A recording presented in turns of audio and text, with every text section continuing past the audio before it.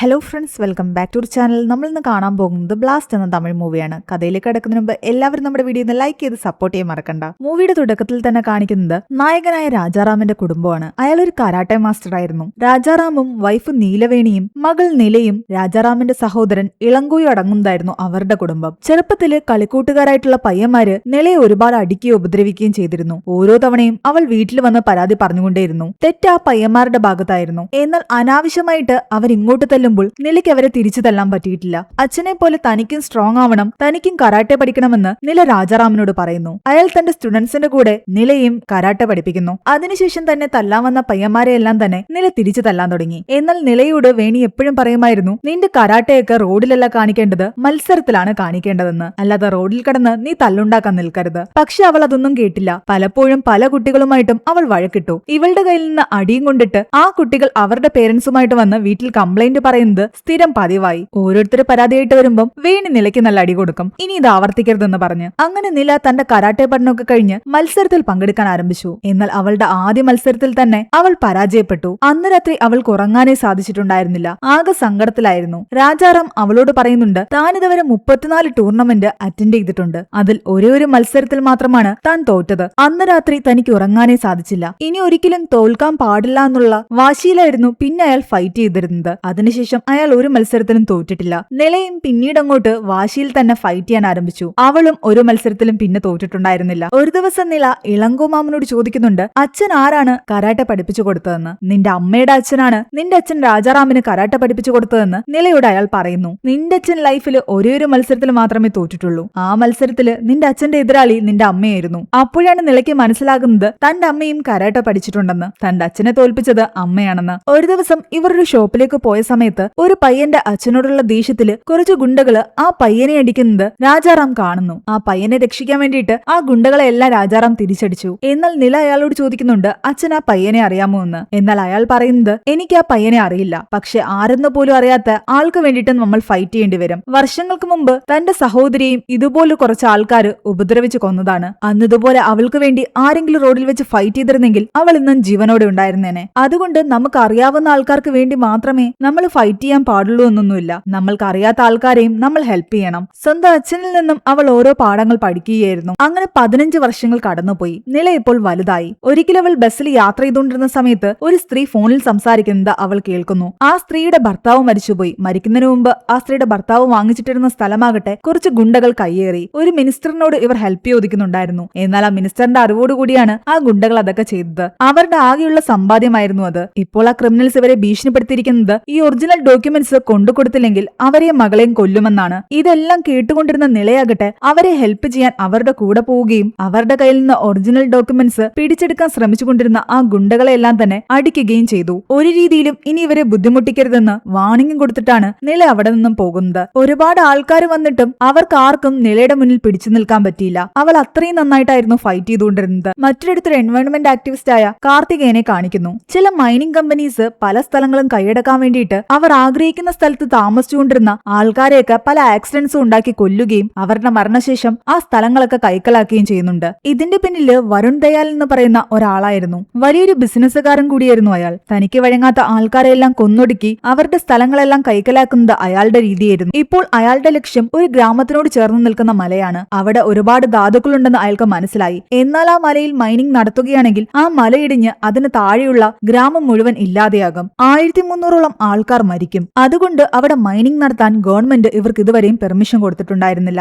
അതുപോലെ തന്നെ ആ കാർത്തികേയൻ എന്ന് പറയുന്ന ആള് ഇവരെ പറ്റിയുള്ള ഒരുപാട് വിവരങ്ങൾ കളക്ട് ചെയ്യുകയും ഈ മൈനിങ്ങിനെതിരെ പോരാടിക്കൊണ്ടിരിക്കുകയുമാണ്. പക്ഷേ 7000 കോടിയുടെ പ്രോജക്റ്റ് ആണ്. അവിടെ എങ്ങനെയെങ്കിലും മൈനിങ് നടത്തണമെന്നായിരുന്നു വരുണിന്റെ പ്ലാൻ. ആ സമയം വീണ്ടും നിലയെ കാണിക്കുന്നു. അവൾ ഒരു കമ്പനിയിൽ ജോലിക്ക് കയറാൻ പോവുകയായിരുന്നു. അന്ന് അവളുടെ ആദ്യത്തെ ദിവസമാണ്. ദിവസവും അവൾ ക്യാബിലായിരുന്നു വന്നു പോയിക്കൊണ്ടിരുന്നത്. അവളുടെ ആങ്കിൽ ഇളങ്കോയാകട്ടെ ടൗണിൽ ഒരു മെഡിക്കൽ ഷോപ്പ് നടത്തുന്നുണ്ട്. അയാൾ ഇല്ലാത്ത സമയങ്ങളിൽ നിലയോ അല്ലെങ്കിൽ രാജാറാമോ ഒക്കെയായിരുന്നു കടയിൽ നിൽക്കുന്നത്. ആ സമയം ടോബി എന്ന് പറയുന്ന ഒരു റൌഡിയെ കാണിക്കുന്നു. സ്ഥിരമായിട്ട് ചെയിൻ സ്നാച്ചിങ് കേസിലും മറ്റും ഇയാളെ പോലീസ് അറസ്റ്റ് ചെയ്യാറുണ്ട്. എന്നാൽ ഇങ്ങനെ ഇടയ്ക്കിടയ്ക്ക് പോലീസ് അറസ്റ്റ് ചെയ്ത് ജയിലിലൊക്കെ പോകുന്നത് കാരണം കുടുംബത്തിലെ കാര്യങ്ങളൊന്നും അയാൾ നോക്കിയിട്ടുണ്ടായിരുന്നില്ല. അതിന്റെ പേരിൽ അയാളുടെ വൈഫ് അയാളുമായിട്ട് വഴക്കിടുന്നു. ഒരുപാട് കടം ഇപ്പോൾ തന്നെ ഇവർക്കുണ്ട്. അതൊക്കെ തീർത്തിട്ട് ഒരാണായിട്ട് എന്റെ മുന്നിൽ വന്ന് നിൽക്കാനാണ് അയാളുടെ വൈഫ് അയാളോട് പറയുന്നത്. ഇത് കാരണം ദേഷ്യം വന്ന ടോബിയാകട്ടെ തന്റെ ഒരു സുഹൃത്തിനോട് പറയുന്നുണ്ട്, കൃപാകർ എന്ന് പറയുന്ന ഒരാളുടെ ഗ്യാങ്ങിലേക്ക് തന്നെ കൂടി ചേർക്കാൻ. ചേർക്കാൻ. ഈ കൃപാകരൻ ആ ഏരിയയിലെ വലിയൊരു ക്രിമിനൽ ആയിരുന്നു. ഓഫീസിലെ നിളയുടെ ടീം ലീഡർ ആകട്ടെ നിളയെ വല്ലാത്തൊരു രീതിയിലായിരുന്നു എപ്പോഴും നോക്കിക്കൊണ്ടിരുന്നത്. അയാൾക്ക് നല്ലപോലെ നിളയെ കാണാൻ വേണ്ടിയിട്ട് അയാൾ ഇരിക്കുന്ന ഓഫീസിന്റെ നേരെയുള്ള സീറ്റിലേക്ക് അവളെ മാറ്റുന്നു.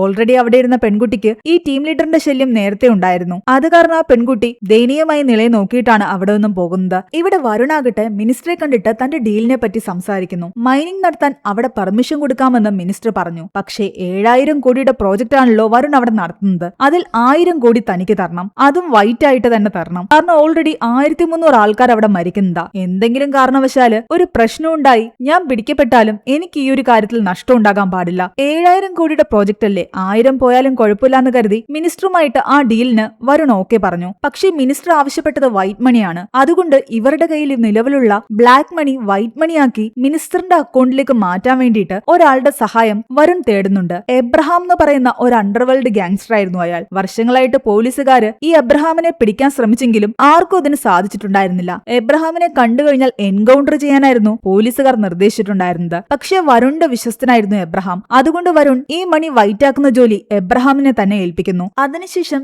നേരത്തെ ഒരു ക്രിമിനലിനെ പറ്റി പറഞ്ഞിട്ടുണ്ടായിരുന്നില്ലേ, ആ ടോബിക്ക് ജോയിൻ ചെയ്യണമെന്ന് പറഞ്ഞ ക്രിമിനൽ ഗ്യാങ്, ആ കൃപാകരന്റെ ഗ്യാങ്ങിനെയും ഈ വരുൺ വിളിക്കുന്നുണ്ട്. ആ സോഷ്യലിസ്റ്റ് ആയിട്ടുള്ള കാർത്തികേയനെ കൊല്ലാനായിരുന്നു വരുൺ കൃപാകരനോട് പറയുന്നത്. കൃപാകരൻ ആ ജോലി തന്റെ സഹോദരനായിട്ടുള്ള സുന്ദരത്തിനെ ഏൽപ്പിച്ചു. സുന്ദരൻ ആ കാർത്തികേയനെയും അയാളുടെ വൈഫിനെയും മകളെ എല്ലാം തന്നെ കൊന്നു. ഇവിടെ എബ്രഹാം ആകട്ടെ 1000 കോടി ബ്ലാക്ക് മണി ഒരാളുടെ കയ്യിൽ കൊണ്ടു കൊടുക്കുന്നു. അയാള് ഒരു 100 രൂപ നോട്ട് ഫോട്ടോ എടുത്ത ശേഷം അത് എബ്രഹാമിന്റെ കയ്യിലേക്ക് കൊടുക്കുന്നു. ആ ഫോട്ടോ ദുബായിലുള്ള ഒരാൾക്ക് അയാൾ അയച്ചു കൊടുത്തിട്ടുണ്ടായിരുന്നു. ഈ സെയിം 100 രൂപ നിങ്ങൾ ദുബായിലുള്ള ആളുടെ കയ്യിൽ എത്തിക്കുകയാണെങ്കിൽ അയാൾ നിങ്ങൾ പറയുന്ന അക്കൗണ്ടിലേക്ക് 1000 കോടി വൈറ്റ് മണി അയക്കുമെന്നാണ് ഇയാൾ എബ്രഹാമിനോട് പറയുന്നത്. ഇവിടെ 1000 കോടി കിട്ടിയെന്ന് അറിയിക്കാൻ വേണ്ടിയിട്ടായിരുന്നു സീരിയൽ നമ്പറും കൂടി ചേർത്തിട്ട് ആ 100 രൂപയുടെ ഫോട്ടോ ദുബായിലുള്ള ആൾക്ക് ഓൾറെഡി തന്നെ ഇയാൾ അയച്ചു കൊടുത്തത്. അപ്പോൾ ഈ 100 രൂപ തന്നെ അവിടെ കൊണ്ട് കാണിച്ചെങ്കിലേ പറ്റൂ. അത് സേഫ് ആയിട്ട് എബ്രഹാം തന്റെ പേഴ്സിൽ വെക്കുന്നു. ഇവിടെ കാർത്തികേയനെ ഓൾറെഡി കൃപാകരന്റെ സഹോദരനും കൂട്ടരും പോയി കൊന്നില്ലേ, അവരുടെ കൂട്ടത്തിൽ തന്നെ കുറച്ച് ആൾക്കാര് ആ കേസിൽ പോയി സറണ്ടർ ആകുകയും ചെയ്യുന്നുണ്ട്. ഈ കാർത്തികേയൻ തങ്ങൾ മണൽ വാരുന്നതിന്റെ പേരിൽ കംപ്ലൈന്റ് കൊടുക്കുകയും തങ്ങൾക്ക് പണി തരികയും ചെയ്തു. ആ ദേഷ്യത്തിൽ തങ്ങൾ കൊന്നതാണെന്ന് പറഞ്ഞ്. അത് കാരണം കാർത്തികേയന്റെ മരണത്തില്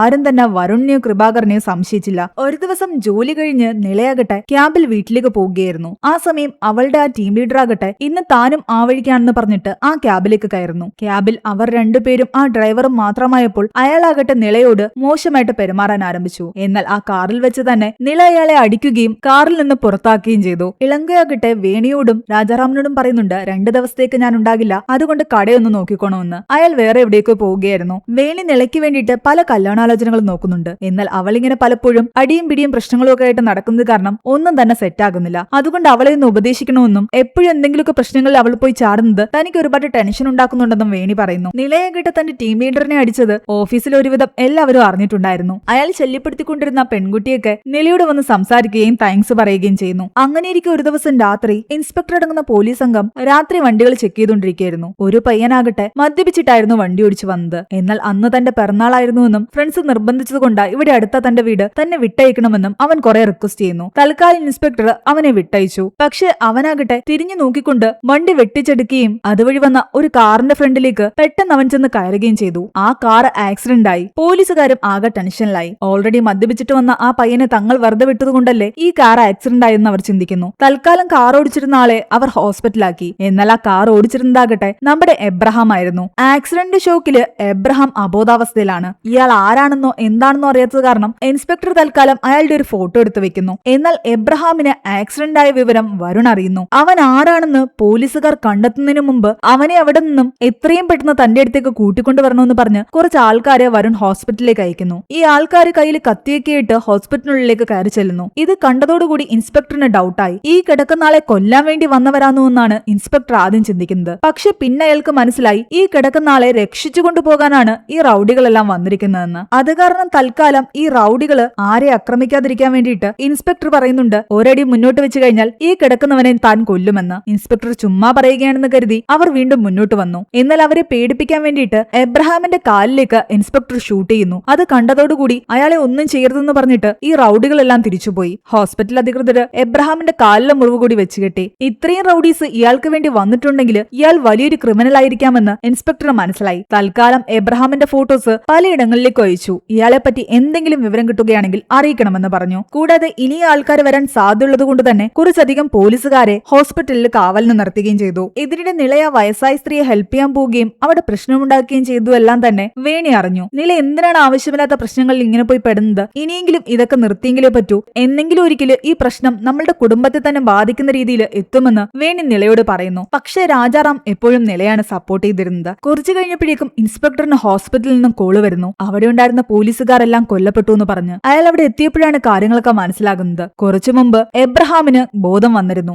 ബോധം വന്ന അയാൾ തന്റെ കാലിലെ മുറിവും ചുറ്റുമുള്ള പോലീസുകാരെയും കണ്ടതോടുകൂടി ഒരു നിമിഷം കൊണ്ട് അവരെ എല്ലാവരെയും കൊന്നൊടുക്കുന്നു. ആ പോലീസുകാർക്കൊന്ന് ഫൈറ്റ് ചെയ്ത് നിൽക്കാൻ പോലും സാധിച്ചില്ല. അവരെ എല്ലാം കൊന്നിട്ട് എബ്രഹാം അവിടെ നിന്ന് രക്ഷപ്പെട്ടു പോയി. എബ്രഹാം നേരെ എത്തുന്നത് കൃപാകരന്റെ അടുത്താണ്. ഇത്രയും പോലീസുകാരെ കൊന്നിട്ട് പോയത് കൊണ്ട് തന്നെ എബ്രഹാമിനെ എല്ലാ പോലീസുകാരും അന്വേഷിച്ചു നടക്കുകയായിരുന്നു. അവിടെ ഇരുന്നു കൊണ്ട് എബ്രഹാം വരുണിനെ വിളിക്കുന്നു. ഏതെങ്കിലും പ്രൈവറ്റ് ജെറ്റില് ഞാൻ ദുബൈയിലേക്ക് പോകാനുള്ള അറേഞ്ച്മെന്റ് നീ ചെയ്യണം. ആ 100 രൂപ നോട്ട് എന്റെ കയ്യിൽ തന്നെ ഉണ്ടെന്ന് പറഞ്ഞ്. ആ സമയത്താണ് ആ ടോബി ഇവരുടെ ഗ്യാങ്ങിലേക്ക് ജോയിൻ ചെയ്യാൻ വരുന്നത്. തന്റെ കാലിലെ മുറിവിനെ പറ്റി പേഴ്സണൽ ഡോക്ടറിനോട് എബ്രഹാം സംസാരിക്കുമ്പോൾ ആ ഡോക്ടർ പറയുന്നുണ്ട് മുറിവ് കുറച്ച് പ്രശ്നമാണ്. താൻ പറയുന്ന മെഡിസിൻസ് കഴിച്ചില്ലെങ്കിൽ അവസാനം കാല് മുറിച്ചു മാറ്റേണ്ട അവസ്ഥ വരെ വരുമെന്ന്. ഈ മെഡിസിൻസ് പ്രിസ്ക്രിപ്ഷൻ ഇല്ലാതെ ആരും തന്നെ കൊടുക്കില്ല. അതുകൊണ്ട് മെഡിക്കൽ സ്റ്റോറിലെ ആൾക്കാരെ ഭീഷണിപ്പെടുത്തി വേണം ഇത് വാങ്ങിച്ചെടുക്കാൻ. ആ മെഡിസിൻ വാങ്ങാൻ ആരെങ്കിലും വിട്ടെങ്കിലേ പറ്റൂ. തൽക്കാലം തങ്ങളുടെ ഗ്യാങ്ങിലെ ആരെയും തന്നെ വിടണ്ടെന്ന് അവർ തീരുമാനിച്ചു. കാരണം ഇങ്ങനൊരു മെഡിസിൻ അവിടെ നിന്ന് ഭീഷണിപ്പെടുത്തി വാങ്ങിക്കൊണ്ടു പോകുമ്പോൾ നാളെ മെഡിക്കൽ സ്റ്റോറിലെ ആൾക്കാർ കംപ്ലൈന്റ് കൊടുത്താല് പോലീസുകാർ ഊഹിക്കും ഈ ഒരു മെഡിസിൻ ചിലപ്പോൾ താൻ വാങ്ങിയതായിരിക്കാമെന്ന്.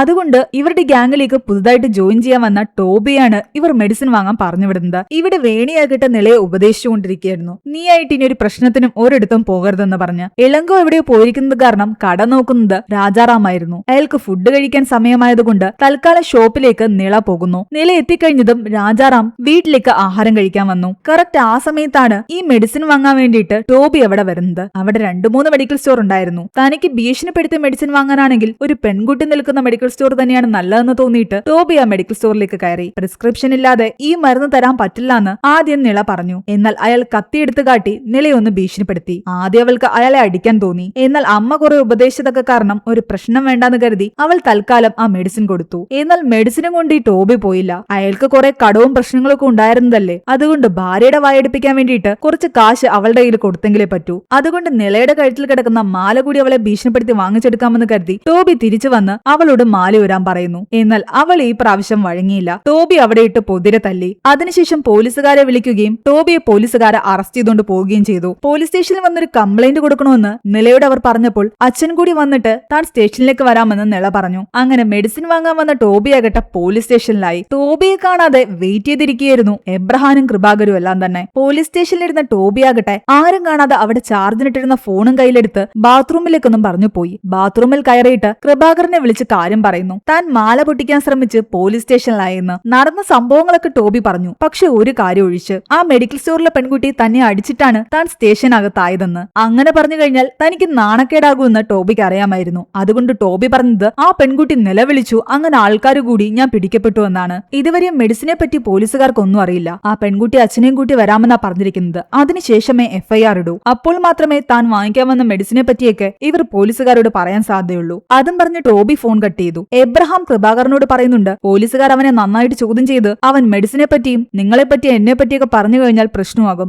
അതുകൊണ്ട് അവന്റെ പേരിൽ FIR ഇടുന്നതിന് മുന്നേ എന്തെങ്കിലും ചെയ്തെങ്കിലേ പറ്റൂ. ഇവനെതിരെ കംപ്ലൈന്റ് കൊടുക്കാൻ വരുന്ന ആ പെൺകുട്ടിയും കുടുംബത്തെയും ഇല്ലാതാക്കണം. അതിനുവേണ്ടിയിട്ട് കൃപാകരൻ ആ പെൺകുട്ടിയും കുടുംബത്തെയും പറ്റി അന്വേഷിക്കുന്നു. അതിനുവേണ്ടി കൃപാകരൻ തന്റെ ഗ്യാങ്ങിൽ ഒരാളെ വിളിക്കുന്നു. ആ ആളാകട്ടെ മറ്റൊരാളെ വിളിച്ചിട്ടാണ് നിലയുടെ കുടുംബത്തെ പറ്റി ചോദിക്കുന്നത്. അയാളാകട്ടെ വലിയ ബഹളമൊക്കെ നടക്കുന്ന ഒരു സ്ഥലത്ത് നിൽക്കുകയായിരുന്നു. അവിടെ നിന്നുകൊണ്ട് ഈ ബൈക്കിൽ സഞ്ചരിക്കുന്ന ആളോട് പറയുന്നുണ്ട് ആ പെൺകുട്ടിയുടെ അച്ഛൻ കരാട്ടെ മാസ്റ്റർ ആണെന്ന്. പക്ഷേ ഈ ബഹളമൊക്കെ കാരണം ഈ ബൈക്കിൽ സഞ്ചരിച്ചിരുന്ന ആളാകട്ടെ കേൾക്കുന്നത് ഹെഡ് മാസ്റ്റർ എന്നാണ്. ഹെഡ് മാസ്റ്ററിനെയും കുടുംബത്തെയൊക്കെ ഈസി ആയിട്ട് തീർക്കാമെന്ന് ഇവർ കരുതി. ഇയാളെ വിളിച്ച് കൃപാകരനോട് പറയുകയും ചെയ്യുന്നുണ്ട് അതൊരു ഹെഡ് മാസ്റ്ററിന്റെ കുടുംബമാണെന്ന്. അങ്ങനെ കൃപാകരൻ തന്റെ സഹോദരൻ സുന്ദരം അടങ്ങുന്ന 5 ആൾക്കാരെ ഇവരുടെ കുടുംബത്തെ തീർക്കാൻ വേണ്ടി പറഞ്ഞു വിടുന്നു. അവർ ഹെഡ് മാസ്റ്ററിന്റെ കുടുംബത്തെ തീർക്കാൻ അത്രയും ആൾക്കാർ മതി എന്നാണ് അവർ കരുതുന്നത്. അപ്പോഴേക്കും നിളയും കൂട്ടി കടയിൽ നിന്നും രാജാറാം വീട്ടിലെത്തിയിട്ടുണ്ടായിരുന്നു. ഇപ്പോൾ നടന്ന സംഭവത്തിന്റെ പേരിൽ വേണി പ്രശ്നമുണ്ടായിക്കൊണ്ടിരിക്കുകയാണ്. ഇനി കംപ്ലൈന്റ് കൊടുക്കാൻ പോലീസ് സ്റ്റേഷനിലൊക്കെ പോകണമെന്ന് ചോദിച്ചുകൊണ്ടിരിക്കുന്നു. പക്ഷെ അപ്പോഴേക്കും ആ ഗുണ്ടകൾ ഇവരുടെ വീടിനുള്ളിലേക്ക് കയറിയിട്ടുണ്ടായിരുന്നു. പലരും പലയിടങ്ങളിൽ ഒളിഞ്ഞിരിക്കുന്നു. അതിൽ 3 പേര് പുറത്തേക്ക് വന്ന്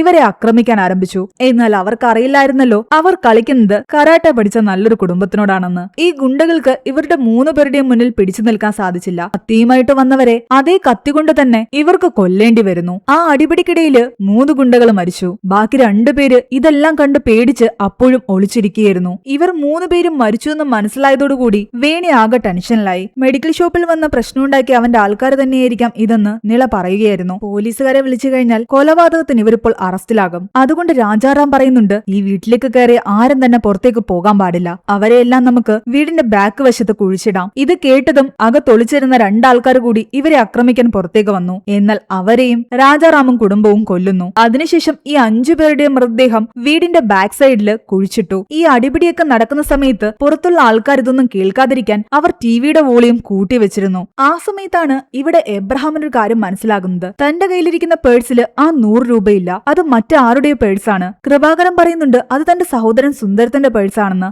എബ്രഹാമിന്റെ പേഴ്സ് സുന്ദരം മാറിയെടുത്തുകൊണ്ട് പോയിരിക്കുന്നു. ആ 100 രൂപ അടങ്ങുന്ന പേഴ്സ് സുന്ദരത്തിന്റെ കയ്യിലാണ്. അത് കിട്ടിയെങ്കിൽ മാത്രമേ നാളെ ദുബായിൽ പോയി എബ്രഹാമിന് ആ 100 രൂപ കൊടുക്കാനും 1000 കോടി വൈറ്റ് മണിയായിട്ട് മിനിസ്റ്ററിന്റെ അക്കൗണ്ടിലേക്ക് ട്രാൻസ്ഫർ ചെയ്യാനും പറ്റൂ. പക്ഷെ അവരറിയുന്നില്ലല്ലോ ഈ സുന്ദരത്തിനെ രാജാറാമും കുടുംബവും കൊന്നു കുഴിച്ചുമൂടിയെന്ന്. രാജാറാമിന്റെ വീട്ടിലേക്ക് പോയ സുന്ദര ഉൾപ്പെടെ ആരെയും തന്നെ ഫോൺ വിളിച്ചിട്ട് കിട്ടുന്നില്ല. അവർക്ക് എന്തു പറ്റിയെന്ന് അന്വേഷിക്കുകയായിരുന്നു കൃപാകരൻ. നേരത്തെ കൃപാകരൻ വിളിച്ച ആ ആൾക്കാരെ തന്നെ ഒന്നുകൂടി ആ ഏരിയയിൽ പോയി അന്വേഷിക്കാൻ അയാൾ പറഞ്ഞുവിട്ടു. ഇവർ നിളയുടെ വീടിന്റെ അടുത്തേക്ക് വരുന്ന വഴിക്ക് സുന്ദരവും ഗ്യാങ്ങും സഞ്ചരിച്ചിരുന്ന വണ്ടി കാണുന്നുണ്ട്. അപ്പോഴാണ് നമ്മളെ ഒരു ഫ്ലാഷ് ബാക്ക് കാണിക്കുന്നത്. നിളയുടെ വീടിന്റെ അടുത്തല്ല ഈ വണ്ടി കിടക്കുന്നത്, കുറെ ദൂരെയാണ്. സുന്ദരവും ഗ്യാങ്ങും അതുവഴി വരുമ്പോൾ അവരുടെ വണ്ടി പഞ്ചറായിട്ടുണ്ടായിരുന്നു. അതുകൊണ്ട് അവരാ വണ്ടി അവിടെ തന്നെ ഇട്ടിട്ട് അവിടെ നിന്ന് നടന്നാണ് നിളയുടെ വീടിന്റെ അടുത്തേക്ക് പോയത്. നിളയുടെ വീടിന്റെ സൈഡിൽ പോയെന്ന് ഒളിഞ്ഞു നോക്കുമ്പോഴാകട്ടെ അകത്തു നിന്നും സീരിയലിന്റെ സൗണ്ടൊക്കെ കേൾക്കുന്നു. അവരെല്ലാം സീരിയൽ കണ്ടുകൊണ്ടിരിക്കുകയാണ്. ഇവിടേക്ക് സുന്ദരവും ഗ്യാങ്ങും വന്നതായിട്ട് തങ്ങൾക്ക് തോന്നുന്നില്ലെന്ന് അവർ കൃപാകരനെ വിളിച്ചു പറയുന്നു.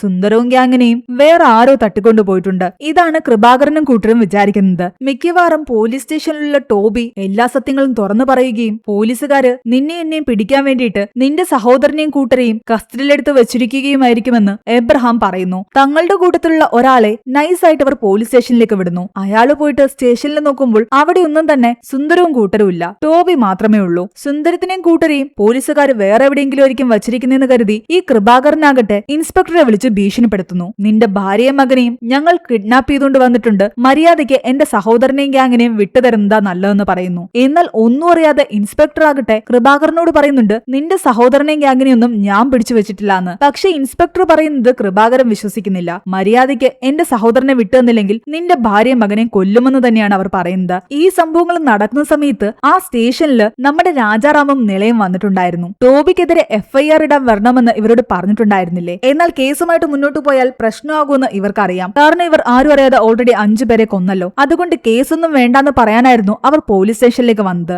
ആ സമയമാണ് ഈ പോലീസുകാരനെ കൃപാകരനും ഗ്യാങ്ങും വിളിച്ച് ഭീഷണിപ്പെടുത്തുന്നതെല്ലാം തന്നെ ഇവർ കേട്ടത്. കൃപാകരൻ ഇൻസ്പെക്ടറോട് പറഞ്ഞത് നിങ്ങൾ പിടിച്ചു വെച്ചിരിക്കുന്ന ടോബി നിങ്ങളോട് പല കാര്യങ്ങളും പറഞ്ഞു എന്ന് എനിക്കറിയാം, അതുകൊണ്ട് മര്യാദയ്ക്ക് എന്റെ അനിയനെ വിട്ടുതരണമെന്നാണ്. അപ്പോഴാണ് ഇൻസ്പെക്ടറിന് ഇതിൽ ടോബിയും ഉൾപ്പെട്ടിട്ടുണ്ടെന്ന് മനസ്സിലാകുന്നത്. ഫോൺ കട്ട് ചെയ്തിട്ട് ടോബിയെ ഇയാൾ ക്വസ്റ്റ്യൻ ചെയ്യുന്നു. ഇപ്പോൾ എന്നെ വിളിച്ച ഗ്യാങ്സ്റ്റർ ആരാണെന്നും അവൻ എന്തിനാണ് എന്റെ ഫാമിലിയെ പിടിച്ചു വെച്ചിരിക്കുന്നതെന്നും ചോദിക്കുന്നു. അപ്പോൾ ടോബി പറയുന്നുണ്ട് ഇത് കൃപാകരനാണെന്നും ഞാൻ അയാളുടെ ഗ്യാങ്ങിൽ ഇപ്പോൾ ജോയിൻ ചെയ്തിട്ടേ ഉള്ളൂ എന്നും. അയാളുടെ സഹോദരനും ഗ്യാങ് എവിടെയെന്ന് ചോദിക്കുമ്പോൾ ടോബിക്കും അറിയില്ലായിരുന്നു. ടോബി എല്ലാ പോലീസുകാരോടും കാര്യം പറയുന്നു. ഈ കൃപാകരന്റെ സഹോദരനെയും ഗ്യാങ്ങിനെയും ആരോ പിടിച്ചു വെച്ചിരിക്കുകയാണ്, പക്ഷെ അത് ഞാനാണെന്ന് തെറ്റിദ്ധരിച്ച് എന്റെ ഫാമിലിയെ അയാൾ കിഡ്നാപ്പ് ചെയ്തു എന്ന്. ഇതെല്ലാം അവിടെ നിന്നിരുന്ന രാജാറാമും നിളയും കേട്ടു. തങ്ങൾ കൊന്നൊടുക്കിയ ആൾക്കാരെ പറ്റിയാണ് ഇവർ സംസാരിക്കുന്നതെന്ന് മനസ്സിലായി. അവരെ പിടിച്ചുവെച്ചത് ഇൻസ്പെക്ടറാണെന്ന് തെറ്റിദ്ധരിച്ച് ഇൻസ്പെക്ടറിന്റെ കുടുംബത്തെ ആ കൃപാകരന്റെ ഗ്യാങ് കൊല്ലുമോ എന്ന് രാജാറാമിന് ടെൻഷൻ ഉണ്ടായിരുന്നു. തൽക്കാലം പോലീസുകാര് ഈ കൃപാകരന്റെ സഹോദരന്റെ നമ്പർ കണ്ടുപിടിച്ച് അത് ട്രേസ് ചെയ്യാൻ തീരുമാനിക്കുന്നു. എന്നാൽ അവരെ കൊന്ന ശേഷം അവരുടെ ഫോണൊക്കെ പല സ്ഥലങ്ങളിൽ കൊണ്ടുപോയി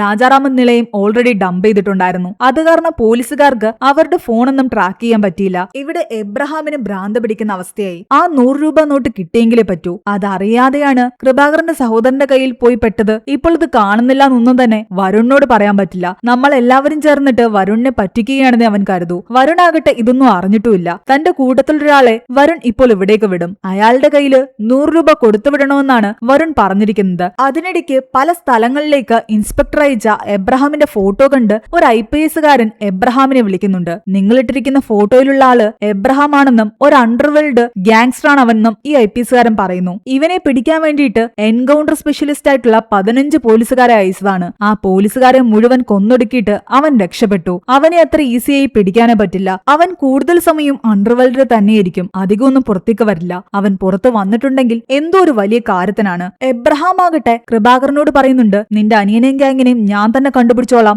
ഞാൻ പുറത്തിറങ്ങുകയാണെന്ന് പറഞ്ഞിട്ട് കാറും എടുത്തുകൊണ്ട് എബ്രഹാം പുറത്തേക്കിറങ്ങി. ഇവിടെ രാജാറാമും കുടുംബവും ആ ഇൻസ്പെക്ടറിന്റെ ഫാമിലി എവിടെയാണുള്ളതെന്ന് കണ്ടുപിടിക്കാനുള്ള ശ്രമത്തിലാണ്. അവരുടെ കരാട്ടെ ക്ലാസ്സിന് വരുന്ന ഒരു കുട്ടിയുടെ അച്ഛൻ പോലീസുകാരനാണ്. അയാളുടെ ഹെൽപ്പോടുകൂടി കൃപാകരന്റെ സ്ഥലം എവിടെയാണെന്ന് കണ്ടുപിടിക്കാൻ വേണ്ടിയിട്ട് രാജാറാം ആ പോലീസുകാരനെ കാണാൻ വേണ്ടി വീട്ടിൽ നിന്നും ഇറങ്ങി. ഈ പോലീസ് സ്റ്റേഷനിൽ നിന്നും ഒരു പോലീസുകാരൻ തന്റെ അച്ഛന് സുഖമില്ലാത്ത കാരണം നേരത്തെ വീട്ടിലേക്ക് പോയിട്ടുണ്ടായിരുന്നു. അയാളെ എബ്രഹാം വഴിയിൽ നിന്നും പിടിക്കുന്നു. അയാളെ ഉപദ്രവിച്ചുകൊണ്ട് എബ്രഹാം അയാളോട് ചോദിക്കുന്നുണ്ട്, നിങ്ങളുടെ സ്റ്റേഷനിലെത്തിയ ആ ടോബി എന്തെങ്കിലും നിങ്ങളോട് പറഞ്ഞിട്ടുണ്ടോ എന്ന്. എന്നാൽ ടോബി തങ്ങളോടൊന്നും പറഞ്ഞിട്ടില്ല. അവൻ പ്രശ്നമുണ്ടാക്കിയ ആ കരാട്ട മാസ്റ്ററും അയാളുടെ മകളും വന്ന് കേസ് വിഡ്രോ ചെയ്തു എന്ന് ഈ പോലീസുകാരൻ പറയുന്നു. അത് കേട്ടപ്പോഴാണ് എബ്രഹാമിന് മനസ്സിലായത് ടോബി പ്രശ്നമുണ്ടാക്കിയ കുടുംബം കരാട്ടെ കുടുംബമാണെന്ന്. അങ്ങനെയാണെങ്കിൽ ആ വീട്ടിലേക്ക് പോയിട്ടുള്ള കൃപാകരന്റെ സഹോദരനും ഗ്യാങ്ങും അവിടെ തന്നെ ഉണ്ടാകും. അവർ വേറെ എങ്ങും പോയിട്ടുണ്ടാവില്ല. അത് കാരണം എബ്രഹാം നേരെ രാജാറാമിന്റെ വീട്ടിലേക്ക് വരുന്നു. രാജാറാം ആ സമയം പുറത്തേക്ക് പോയിരിക്കുകയാണല്ലോ. വീട്ടിൽ നിളയും വീണിയും മാത്രമേ ഉള്ളൂ.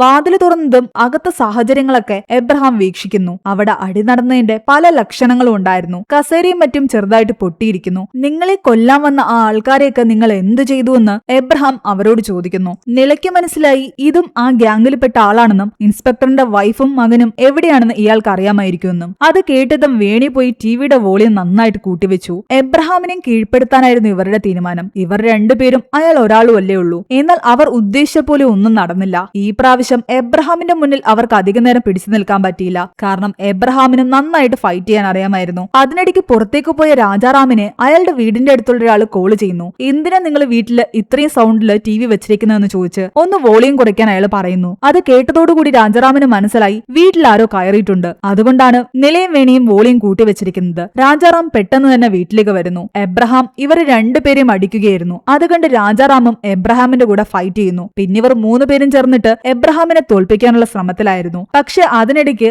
നിലയ്ക്കും വേണിക്കും ഒക്കെ പരിക്ക് പറ്റി. വീണുകിടന്ന വേണിയെ കൊല്ലാൻ വേണ്ടി എബ്രഹാം തുടങ്ങുന്നു. രാജാറാമും പാതി ബോധത്തിൽ കിടക്കുകയായിരുന്നു. പക്ഷെ ആ സമയം വീട്ടിലേക്ക് തിരിച്ചെത്തിയ ഇളങ്കോ കാണുന്നത് ഇവരെല്ലാവരും അടികൊണ്ട് കിടക്കുന്നതും എബ്രഹാം വേണിയെ കൊല്ലാൻ ശ്രമിക്കുന്നതുമാണ്. ഇളങ്കോ എബ്രഹാമിന്റെ കൂടെ ഫൈറ്റ് ചെയ്യുന്നു. അപ്പോഴാണ് നമ്മളെ ഒരു ഫോട്ടോ കാണിക്കുന്നത്. വേണിയോടും രാജാറാമിനോടും ഒപ്പം ഇളങ്കോയും കരാട്ടെ പഠിച്ചിട്ടുണ്ടായിരുന്നു. പിന്നെ ഇവരെല്ലാവരും ചേർന്നിട്ട് എബ്രഹാമിനെ തോൽപ്പിച്ചു. അയാളെ കെട്ടിയിട്ടു. അതിനിടയ്ക്ക് കൃപാകരന്റെ ഗ്യാങ്ങിലുള്ള കുറച്ച് ആൾക്കാര് കൃപാകരനോട് പറയുന്നുണ്ട്, നേരത്തെ തന്ന ഇൻഫർമേഷനിൽ ഒരു തെറ്റുപറ്റി. അത് ഹെഡ് മാസ്റ്ററിന്റെ കുടുംബമല്ല കരാട്ടെ മാസ്റ്ററിന്റെ കുടുംബമാണെന്ന്. അതോടെ കൃപാകരന് മനസ്സിലായി തന്റെ അനിയനും ഗ്യാങ്ങിനും എന്തായിരിക്കും സംഭവിച്ചിട്ടുണ്ടാവുക എന്ന്. രാജാറാമും കൂട്ടരും ചേർന്നിട്ട് എബ്രഹാമിനെ അടിച്ച് ചോദിക്കുന്നുണ്ട് ഇൻസ്പെക്ടറിനെ ഫാമിലി എവിടാ വച്ചിരിക്കുന്നതെന്ന്. അയാളുടെ അടുത്തുനിന്നും ഇൻഫർമേഷൻ കിട്ടിയതും കയ്യിൽ ഗ്ലൗസ് ഒക്കെ ധരിച്ചിട്ട് രാജാറാമും നിളയും ചേർന്ന് ഈ കൃപാകരന്റെ ഏരിയയിലേക്ക് പോകുന്നു. അവിടെ ഉണ്ടായിരുന്ന കൃപാകരനും കൂട്ടരും ഓൾറെഡി മനസ്സിലാക്കിയല്ലോ രാജാറാമും നിളയും കരാട്ടക്കാരാണെന്ന്. ഇവർ അവിടേക്കെത്തി അവരുമായിട്ട് ഫൈറ്റ് ചെയ്യുന്നു. ഇവരുടെ ഫിംഗർ പ്രിന്റ്സ് ഒരിടത്തും പതിയാതിരിക്കാനായിരുന്നു അവർ ഗ്ലൗസ് ധരിച്ചത്. അവിടെ ഉണ്ടായിരുന്ന എല്ലാവരെയും ഇവർ കൊന്നൊടുക്കി. ബാക്കിയുണ്ടായിരുന്നത് കൃപാകരനായിരുന്നു. ആ സമയത്ത് ഇവരുടെ അടുത്ത് നിന്നും നോട്ട് വാങ്ങാൻ വേണ്ടിയിട്ട് വരുണിന്റെ മാനേജർ അവിടേക്ക് വന്നിട്ടുണ്ടായിരുന്നു. രാജാറാമും നിളയും ചേർന്നിട്ട് അയാളെയും അവിടെ പിടിച്ചു കെട്ടിയിട്ടു. എന്നാൽ കൃപാകരൻ പറയുന്നുണ്ട്, നിങ്ങൾ എന്നെ കൊന്നാലും ഇയാളെ കൊന്നാലും ഞങ്ങൾക്കൊക്കെ മുകളിൽ ഒരാൾ കൂടിയുണ്ട്, വരുൺ ദയാലൻ. അയാൾ നിങ്ങളെ തേടിയെത്തും. നിങ്ങളെ വെറുതെ വെച്ചേക്കില്ല. നിങ്ങളുടെ കുടുംബം തന്നെ ഇല്ലാതെയാക്കും. ആ 100 രൂപ കിട്ടിക്കഴിഞ്ഞാൽ ഒരു പ്രശ്നം ഉണ്ടാകില്ല. മര്യാദയ്ക്ക് അത് തരുന്നതാ നല്ലതെന്ന് കൃപാകരൻ പറയുന്നു. ഇവരെന്തിനെ പറ്റിയാ സംസാരിക്കുന്നതെന്ന് രാജാറാമിന് മനസ്സിലായില്ല. അപ്പോഴാണ് ആ മാനേജർ പല കാര്യങ്ങളും പറയുന്നത്. ആ മലയിൽ നടക്കാൻ പോകുന്ന മൈനിങ്ങിനെ പറ്റിയും അതിന് താഴെയുള്ള കുടുംബങ്ങൾ ഇല്ലാതാകുന്നതിനെ പറ്റിയും 1000 കോടി ബ്ലാക്ക് മണി വൈറ്റ് മണി ആക്കാൻ വേണ്ടിയിട്ട് നടന്ന ഡീലിനെ പറ്റിയെല്ലാം തന്നെ. ആ 100 രൂപ ഉള്ളത് മരിച്ചുപോയ കൃപാകരന്റെ സഹോദരന്റെ കയ്യിലാണ്. ആ സഹോദരനെയാണല്ലോ ഇവർ കൊന്നു കുഴിച്ചു മൂടിയിരിക്കുന്നത്. ഇവർ പറയുന്ന കാര്യങ്ങൾ സത്യമാണോന്ന് അറിയാൻ വേണ്ടിയിട്ട് രാജാറാം അപ്പൊ തന്നെ ഇളങ്കോയെ വിളിച്ചിട്ട് വീടിന്റെ ബാക്കിൽ കുഴിച്ചിട്ടിരിക്കുന്ന കൃപാകരന്റെ സഹോദരന്റെ പോക്കറ്റ് പരിശോധിക്കാൻ പറയുന്നു. അവർക്ക് ആ പേഴ്സ് കിട്ടി. അതിൽ 100 രൂപയുണ്ടായിരുന്നു. ആ 100 രൂപ ഇവർക്ക് തിരിച്ചു കൊടുത്തില്ലെങ്കിൽ പ്രശ്നം വളരെ വലുതാകും. കൊടുത്തു കഴിഞ്ഞാൽ ആ ഡീല് കംപ്ലീറ്റ് ആവുകയും മലയ്ക്ക് താഴെ താമസിക്കുന്ന ആ കുടുംബം എല്ലാം തന്നെ ഇല്ലാതാകുകയും ചെയ്യും. എന്നാൽ അത്രയും കുടുംബങ്ങളെ നശിപ്പിക്കാൻ ഇവർക്ക് മനസ്സ് വന്നില്ല. അതുകൊണ്ട് ആ 100 രൂപ കൊടുക്കണ്ടെന്ന് തന്നെ നിലയും രാജാറാമും തീരുമാനിക്കുന്നു. അതുകൊണ്ട് ഈ കൃപാകരനെയും ഈ മാനേജറിനെയും കൊന്നിട്ട് അതിലൊരാളുടെ ഫോണിൽ നിന്നും പോലീസ് സ്റ്റേഷനിലേക്ക് കോൾ ചെയ്ത ശേഷം ഇവർ റൂമിൽ അടച്ചിട്ടിരിക്കുന്ന ആ ഇൻസ്പെക്ടറിന്റെ ഫാമിലിയുടെ അടുത്തേക്ക് ഈ ഫോൺ ഇട്ടുകൊടുക്കുന്നു. അവർ പോലീസുകാരോട് സംസാരിക്കുന്നു. പക്ഷെ ഇവർക്ക് ഫോൺ ഇട്ടുകൊടുത്തത് ആരാണെന്നൊന്നും ഇവർ കണ്ടിട്ടുണ്ടായിരുന്നില്ല. രാജാറാമും നിലയും തങ്ങളാണ് ഇതിന്റെ പിന്നിലെന്ന് ആരെ അറിയിക്കാതെയാണ് അവിടെ നിന്നും കടന്നു കളഞ്ഞത്. പോലീസുകാര് അവിടെ എത്തിയപ്പോ കാണുന്നത് ഈ റൌഡികളുടെ എല്ലാം മൃതദേഹവും കൂടെ വരുണിന്റെ മാനേജറിന്റെ മൃതദേഹവും. ന്യൂസിലൂടെയാണ് കൃപാകരനും തന്റെ മാനേജറും എല്ലാം കൊല്ലപ്പെട്ട വിവരം വരുൺ മനസ്സിലാക്കുന്നത്. പോലീസുകാർ ചിന്തിക്കുന്നത് കൃപാകരന്റെ സഹോദരനെ കടത്തിക്കൊണ്ടുപോയ ആരോ തന്നെയാണ് കൃപാകരനെയും കൊന്നിരിക്കുന്നതെന്നാണ്. തന്നിലേക്ക് അന്വേഷണം വരാതിരിക്കാൻ വേണ്ടിയിട്ട് വരുൺ ഓൾറെഡി തന്നെ തന്റെ മാനേജര് കുറച്ചു ദിവസമായിട്ട് ലീവിലായിരുന്നു എന്നുള്ള രീതിയിൽ വരുത്തി തീർക്കുന്നു. അന്ന് രാത്രി എന്താണ് ശരിക്കും സംഭവിച്ചെന്ന് കണ്ടെത്താൻ വേണ്ടിയിട്ട് ആ ഏരിയയിലുള്ള CCTV ഫൂട്ടേജ് എല്ലാം തന്നെ വരുണിന്റെ ആൾക്കാർ കൈക്കലാക്കി. പോലീസുകാർ CCTV ഫൂട്ടേജ് ചോദിച്ചു വന്നപ്പോഴേക്കും അതൊക്കെ മറ്റാരോ കൊണ്ടുപോയെന്നാണ് ഷോപ്പ് ഓണേഴ്സ് പറയുന്നത്. ആ വിഷ്വൽസ് എല്ലാം വരുൺ പരിശോധിക്കുമ്പോൾ അന്ന് രാത്രി ആ ഏരിയയിലൂടെ കുറച്ച് ബൈക്സ് മാത്രമാണ് കടന്നുപോയിട്ടുള്ളത്. അതിൽ ഒരു ബൈക്കില് നിളയും രാജാറാമും ആയിരുന്നു. അവരെ കണ്ടപ്പോ തന്നെ വരുൺ പറയുന്നുണ്ട് ഇവരായിരിക്കാൻ സാധ്യതയില്ലാന്ന്. ബാക്കിയുള്ള ആൾക്കാരെ എല്ലാം തന്നെ കസ്റ്റഡിയിലെടുക്കുന്നു. ഇവിടെ വേണി ആകെ ടെൻഷനിലായിരുന്നു. കുറച്ച് മണിക്കൂറിനുള്ളിൽ ഒരുപാട് പേരെ കൊന്നു. എബ്രഹാമിനെ ഇപ്പോഴും ഇവർ കെട്ടിയിട്ടിരിക്കുകയാണ്. ഇതിനൊരു അവസാനം ഉണ്ടായെങ്കിലേ പറ്റൂ. ഇവരെയൊക്കെ കൊന്നതിന് പകരം ചോദിക്കാൻ വേണ്ടിയിട്ട് ഇവർക്ക് മുകളിലുള്ള ആ വരുൺ വരും. എന്ത് ചെയ്യുമെന്ന് അറിയാതിരിക്കുകയായിരുന്നു അവർ. വരുണിനെ പറ്റിയുള്ള പല ഡീറ്റെയിൽസും യൂട്യൂബിൽ നിന്നും ഇവർ കളക്ട് ചെയ്തിട്ടുണ്ടായിരുന്നു. ഈ ഗെയിം അവസാനിപ്പിക്കണമെങ്കിൽ ഇതിന് മുകളിലിരിക്കുന്ന ആള് തന്നെ ഇല്ലാതെയാകണം. നമ്മുടെ കുടുംബത്തെ ഉപദ്രവിക്കാൻ ആരും വരാതിരിക്കണമെങ്കിൽ വരുണിനെ നമ്മൾ ഇല്ലാതാക്കണം. അതായിരുന്നു രാജാറാമിന്റെ പ്ലാൻ. എബ്രഹാമിനെ എന്ത് ചെയ്യണമെന്ന് ചോദിക്കുമ്പോൾ അവനെയും കൊന്ന് കുഴിച്ചുമുടാമെന്നായിരുന്നു അയാളുടെ മറുപടി. അങ്ങനെ ഈ കുടുംബമെല്ലാം ചേർന്നിട്ട് എബ്രഹാമിനെയും കൊന്ന് ഇവരുടെ വീടിന്റെ ബാക്കിൽ കുഴിച്ചിട്ടു. CCTVയിൽ കണ്ട ആൾക്കാരെ എല്ലാം തന്നെ വരുൺ ചോദ്യം ചെയ്യുകയാണ്. അവരെല്ലാവരും പറയുന്നുണ്ട് തങ്ങൾക്കൊന്നും അറിയില്ലാന്ന്. കുറെ അടികൊണ്ട് കഴിഞ്ഞപ്പോൾ ഒരാൾ പറയുന്നുണ്ട് ഞങ്ങൾ അവരെ ആരെയും ഒന്നും ചെയ്തിട്ടില്ല. പക്ഷെ ആ ബിൽഡിംഗിൽ നിന്നും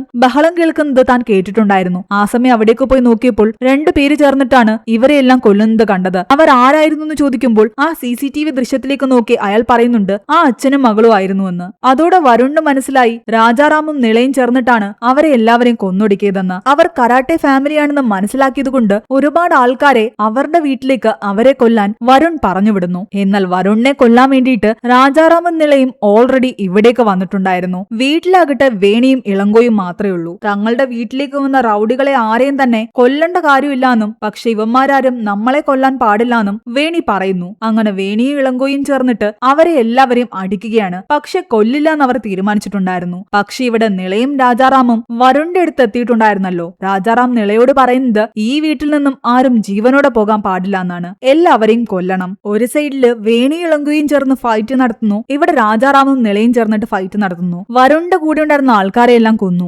അവസാനം വരുണായിരുന്നു ബാക്കി ഉണ്ടായിരുന്നത്. ആ 100 രൂപ നോട്ടിന് വേണ്ടിയല്ലേ നീ പ്രശ്നങ്ങളൊക്കെ ഉണ്ടാക്കിയത്? ആ നോട്ട് ഞങ്ങൾ തലേന്ന് തന്നെ കത്തിച്ചു കളഞ്ഞുവെന്നാണ് രാജാറാം പറയുന്നത്. ഒരു പരിചയമില്ലാത്ത ആൾക്കാർക്ക് വേണ്ടിയിട്ട് ഫൈറ്റ് ചെയ്യാൻ മടിക്കരുതെന്ന് നിളയുടെ അച്ഛൻ അവളോട് പറഞ്ഞിട്ടുണ്ടായിരുന്നില്ലേ? അതുകൊണ്ട് അവള് തന്നെയായിരുന്നു ആ തീരുമാനം എടുത്തത്. ആ 100 രൂപ കത്തിച്ചു കളയുകയും ആ ഡീൽ ഇല്ലാതാക്കുകയും ചെയ്യുക. മലയുടെ അടിവാരത്ത് താമസിക്കുന്ന കുടുംബങ്ങളെല്ലാം രക്ഷിക്കുക. അതും പറഞ്ഞുകൊണ്ട് അവർ വരുണിനെയും കൊല്ലുന്നു. ഇവിടെ പോലീസുകാർ വിചാരിക്കുന്നത് വരുണിന്റെ മാനേജറിനെ കൃപാകരനും സംഘവും കൊന്നത് കാരണം കൃപാകരനെയും സംഘത്തിനെയും കൊല്ലാൻ വേണ്ടിയിട്ട് വരുണിന്റെ ആൾക്കാർ വന്നുവെന്നാണ്. അവർ കൃപാകരനെയും കൊന്ന ശേഷം കടയിൽ നിന്നും CCTV ഫൂട്ടേജ് എടുത്തുകൊണ്ടുപോയി. വരുണിന്റെ ആൾക്കാർ ആ CCTV ഫൂട്ടേജ് കളക്ട് ചെയ്തതെന്ന് പോലീസുകാർ കണ്ടെത്തിയിട്ടുണ്ടായിരുന്നു. ഇതിന്റെ എല്ലാം പിന്നിൽ വരുണായിരിക്കും. അതായിരുന്നു ഒരു പോലീസുകാരന്റെ നിഗമനം. അങ്ങനെയാണെങ്കിൽ ഈ വരുണിനെ എത്രയും പെട്ടെന്ന് കസ്റ്റഡിയിൽ എടുക്കണമെന്ന് ഇൻസ്പെക്ടർ ചിന്തിക്കുകയായിരുന്നു. പക്ഷെ ആ സമയമാണ് അവർ ആ ന്യൂസ് അറിയുന്നത്. വരുണും കൊല്ലപ്പെട്ടിരിക്കുന്നു. പോലീസുകാർക്ക് ഇവിടെ എന്തൊക്കെയാ നടക്കുന്നതെന്ന് മനസ്സിലായില്ല. കാരണം കൃപാകരന്റെ മരണസ്ഥലത്ത് നിന്നും ഇവർക്കൊരു ഫിംഗർ പ്രിന്റും കിട്ടിയിട്ടുണ്ടായിരുന്നില്ല. 3 മാസങ്ങൾ കടന്നുപോയി. കേസ് ഇപ്പോഴും സോൾവ് ആയിട്ടില്ല. രാജാറാമും കുടുംബവും അവരുടെ നോർമൽ ലൈഫ് കണ്ടിന്യൂ ചെയ്യുന്നു. ആ കൊലകൾക്കൊന്നും പിന്നില് ഇവരാണെന്ന് ആരും അറിഞ്ഞില്ല. അവിടെയാണ് ഈ ഒരു മൂവി അവസാനിക്കുന്നത്. ഈ മൂവിയുടെ സ്റ്റോറി എങ്ങനെയുണ്ടായിരുന്നു നിങ്ങൾ താഴെ കമന്റ് ചെയ്യുക. എക്സ്പ്ലനേഷൻ ഇഷ്ടപ്പെട്ടെങ്കിൽ വീഡിയോയിലേക്ക് നമ്മുടെ ചാനൽ സബ്സ്ക്രൈബ് ചെയ്യാനും മറക്കണ്ട.